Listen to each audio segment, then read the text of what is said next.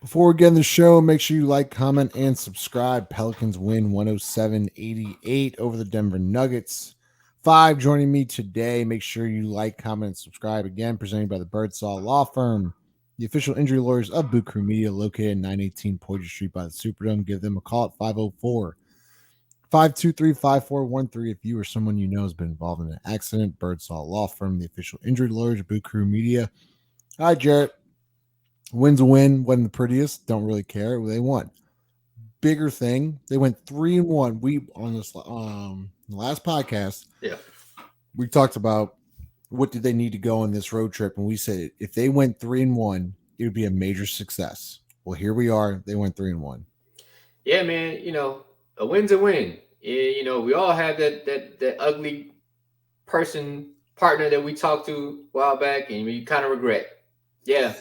A win's a win, and this is that ugly partner. Going 3-1 on this road trip because you knew you were tough sledding against Golden State and Denver, not knowing Joker wasn't going to play.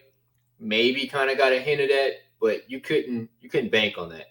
I think they played their best basketball in the Golden State loss On the road trip overall. On the road trip, I think that was like the best gameplay by the players via the road trip. I mean, and I know it ended in a loss, but like that first half was just crazy. But this game, hey, you got out of there with a win. Brandon had a 30-point triple-double. I mean, Trey Murphy looked decent. I think there was a point in time where he had shot a jumper. It was like I'll call it like an ill-advised three, but I kind of can't be mad at it because they hadn't given the ball in like 15 minutes to get a shot. And as soon as he got it open, he pulled. Hey, I've been asking for that all year. Now, would I have probably taken that shot in that time? Probably not, but I understand the feeling. Yeah. Let's talk more about Brandon because, Jarrett, we've been talking about him a lot. And I think he's now bringing on both sides of the floor. And he's affecting the game, not just scoring, but in multiple facets of the game, right? He's facilitating, he's rebounding, he's communicating on defense, he's obviously attacking the rim, he's hitting shots, he's doing it all for this team right now. What have you really liked from him? Because it seems like we talked about it last podcast, but he's changed. And if you give me this type of Brandon Ingram for the rest of the season, this team could be dangerous. To be honest, I think it all starts with rebounding, right? Because that allows him the freedom. Because we said this about Zion, like that allows him to play free. You don't have to worry about getting any sets. You grab the rebound and you go, and you can see him getting to his right hand and try to finish at the rim. I think that's really been kind of potent. Him getting into the paint, he's getting a lot of and ones. There's a lot of, foul. He's still got strength in his upper body to finish over defenders with his length.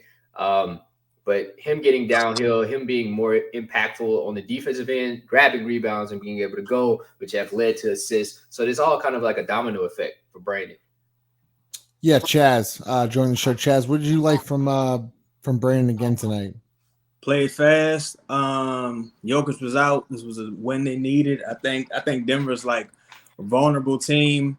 Two of their best players coming back off of injury, and Jamal Murray and Michael Porter. That dude name always bothers me. Michael Porter Jr. Yeah, but So look, while they looking dazed and confused out there, you gotta take advantage. I thought Brandon hit some big shots down the stretch. Yeah. You saw a little bit of regression from the team overall. I still see that team that went out there and played Portland.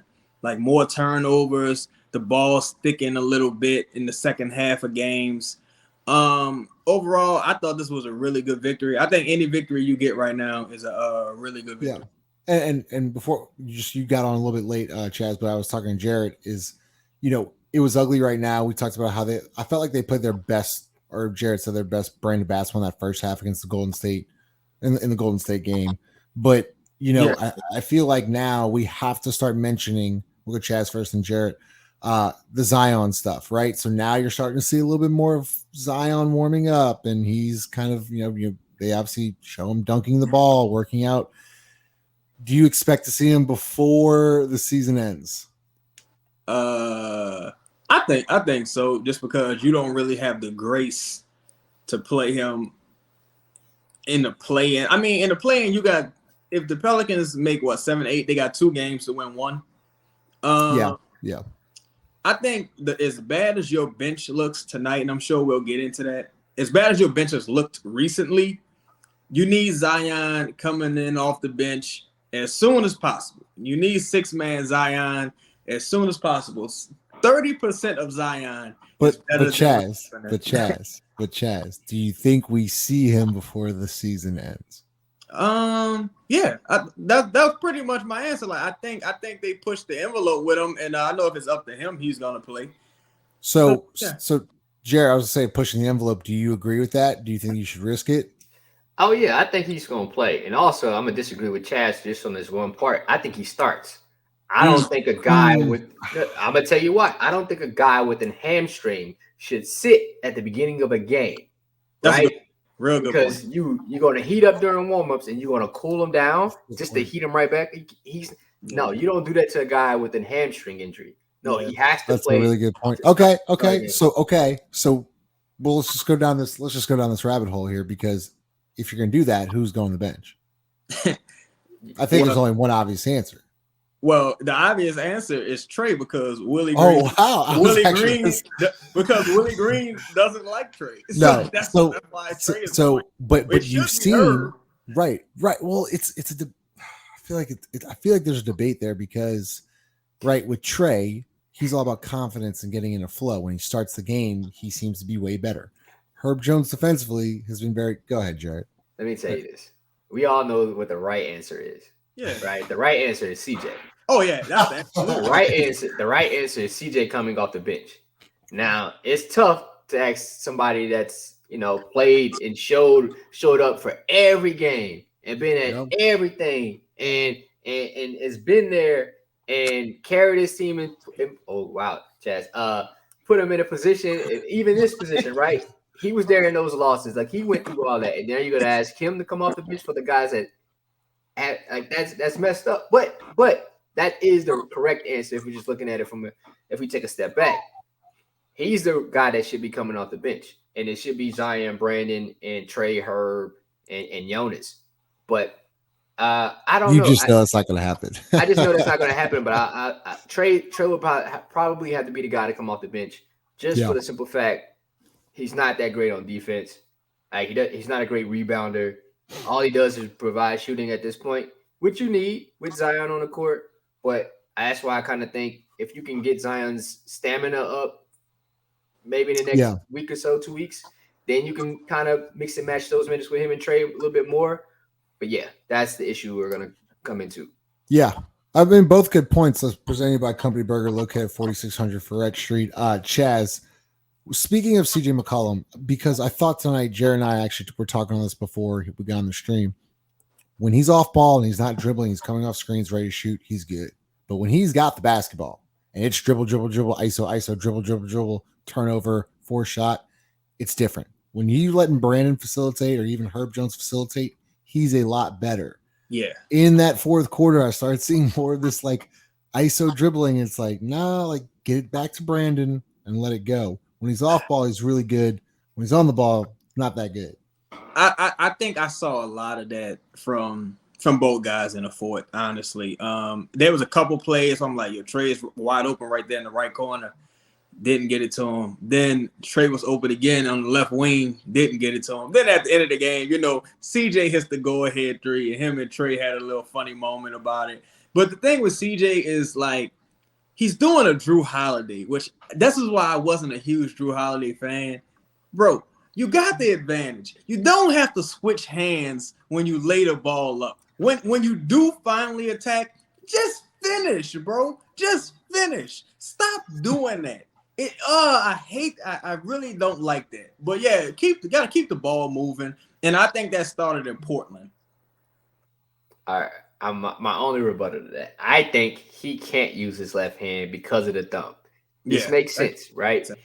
Because of the wrap, he can't gather it, right? If you see him shoot layups, it's always extended with his right hand. Mm-hmm. He cannot, for some reason, can't control it. Maybe his hands, I don't know. but he cannot finish with his left hand. He's not ambidextrous. That's why you see him even on left-handed side. He tries to finish with his right because he can't gather the ball.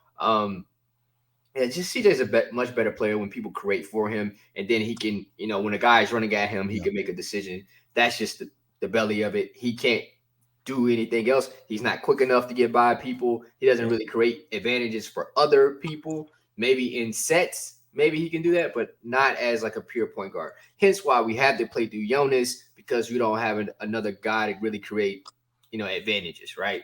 That's why Jonas is important. Not say Jonas is better than Brandon or CJ.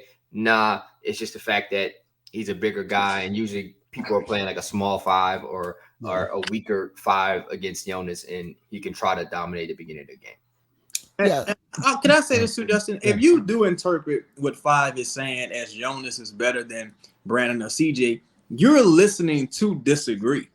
Like, you, in no way is anyone on the panel saying that. You're just listening to disagree because you have low self-esteem. And you want people to feel as bad about their thoughts as you feel about yourself. Go ahead, Justin. JV, another double tonight. He almost had that in the first half. Yeah, he should. He almost had. Yeah, and I know defensively he's not great, but offensively, when we play through him, and I'm not saying that he has to shoot all the time, but when we play through him, we get good shots, Sherrod. That's what I'm looking at. When we play through him, balls moving, we get off-ball movement. I think him and Brandon had a great two-man game tonight where I think they might have collapsed, and he kicked back out. Brandon attacked the long closeout, laid it up. That's the kind of stuff you want to see, especially when you get in those droughts when another team's on an 8-0, 10-0 run. Play through them. Hey, one second. This kind of boils my blood a little bit. I just want to know what our scouting report is. I just want to know. I want to know what the scouting report is for the other teams. For other teams. Okay. Because if you look at it, we're closing out hard to guys that probably shoot lower than 33% from 3. Who handles the scouting report, by the way? Ain't it Teaspoon? She's part of it. Oh, okay. It's not. I'm not singling anybody in particular out. I'm just saying, for me personally, that boils my blood to see guys closing out hard to non-shooters trying to get in the lane. Like, what is going on? Like, allowing Bruce Brown to score 18 to 20 points tonight was egregious. Like, come on now. This guy has one hand. Yes, he's going to crash the board. He's going to get offensive boards. Like, you should know this. You should know that this is what this guy wants to do. But we had that man looking like prime Dennis Rodman at times, or just getting to the cup at will. I don't know. You're not going to win playoff games. Justin, again, my last point. If the Pelicans get to the point where they're a 6th seed or possible 5th seed in this, it would be like getting away with the PPP loan scam. That's what I'll attribute this to. It's like you're getting lesser than what you're supposed to get, like as far as like going against other teams, right? You're going against a non-Jokic Denver team. You might go against who else we have up next? You're missing Julius Randle of the Knicks. I'm sure Sacramento might punt that game, and then you also got Memphis. They're gonna punt. So it's like, it's really not as hard as it is. I'm just gonna get away with scamming the government. That's what the Pelicans are gonna do. Get away. And you know what? I'm here for it. I'm not gonna lie to you. Like, just get in the dance. Get in the dance, and then when Zion comes back, I'll take my chances. I know y'all are shaking y'all's head and you disagree. I know. Listen, Jared, what I respect about you is you're about the process. Like you are about the process, right? And I love that.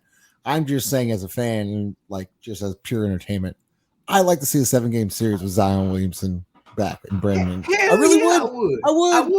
I would. I'm just nervous about the repercussions that may have. That's all. I'm just saying. Yeah.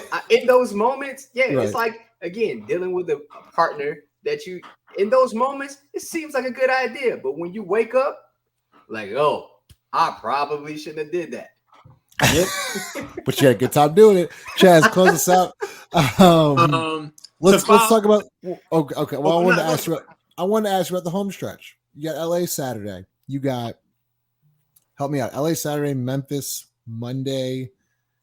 I think then Sacramento, Knicks, then you at Minnesota. Yeah. What do you have to go on this homestand? We'll get a top 6 seed. I think if you go, I think you have to go 3-1, depending on who's resting. Because I need to know who's resting with Julius Randle.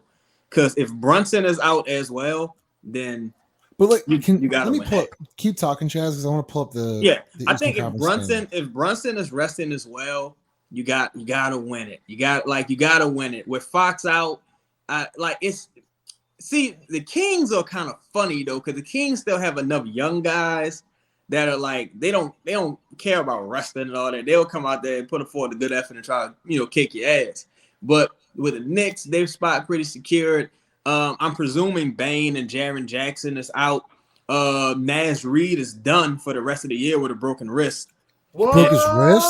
Yeah, yesterday. Y'all didn't see that play yesterday? No. Yo, he was on the ground for a long time holding this wrist. I was like, oh shit, that's broken. I thought it was at least fractured. He was on the ground for a long time. Can I cut you off for a second, Chaz? Go ahead. This is what we got. So New York is 4 games behind the 4 seed Cavs and 2.5 on Brooklyn. We play them Friday, so they'll definitely punt that game. They'll probably know their position by then. Mm-hmm.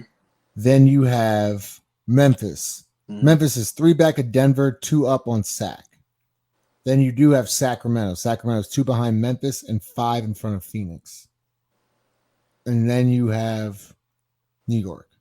Well, so you're Clippers before that, right? So Clippers first. Yeah, you Clippers. That's going to be a game. That's going to be a playoff game. Yeah. But what I'm saying is, I feel like when you play, unless Kawhi is out, that's what I'm saying. Because Kawhi's not going to play a back-to-back, and that's what they have versus Memphis, right? So I would think. Oh, we get the Clippers on back-to-back. Yeah, they have a back-to-back, so Kawhi is going to play one of those games. I would think he would play the second game because it has more implications versus aside from the Memphis game, because Memphis is kind of locked in.